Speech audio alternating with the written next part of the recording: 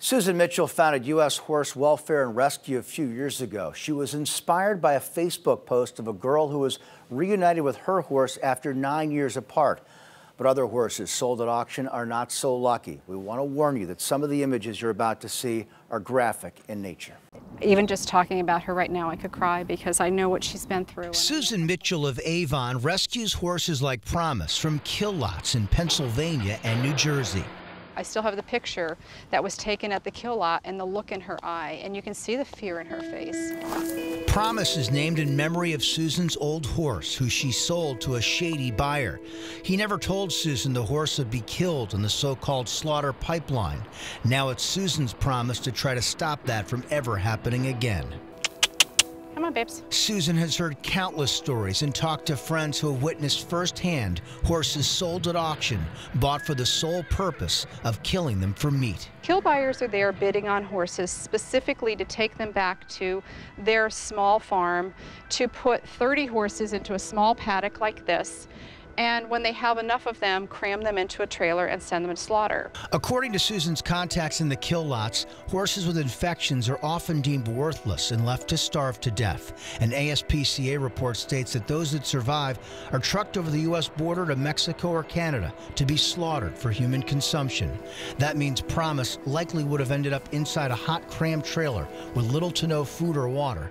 Once in Mexico, the horses are shoved into a steel box and slaughtered with puntilla knives. There's just nothing humane about the way this is done. The meat is eventually processed, sold, and consumed in countries across the world. Even horses once worth hundreds of thousands of dollars can meet this cruel fate. All it takes is one injury. There is no safe horse. There's no horse out there that's safe from this happening to them.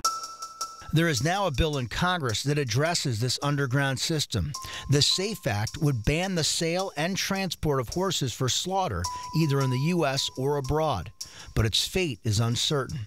It's very well received here in the Northeast. It's not well received out where the big ranches are. And that could be because ranchers often overbreed. There are no breeding limits in the U.S. Susan says because horse slaughter isn't conducted in the U.S. for consumption here, it's not regulated by any agency. Horses shouldn't have to suffer, Kevin.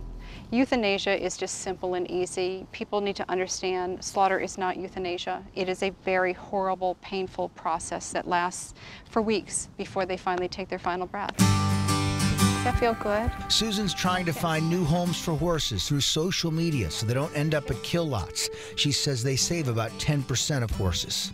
I cry almost every day.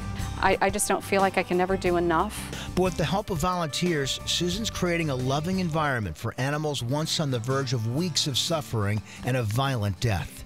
Seeing equines like Faith thrive in their new environment gives Susan faith she can do even more. If I make any change for the better for these horses, I will die one of the richest women in the world because it's just that important.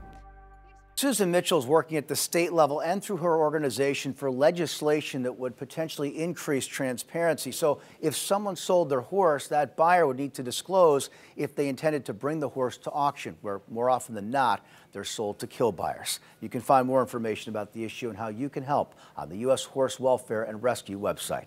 Kevin Nathan, NBC Connecticut News.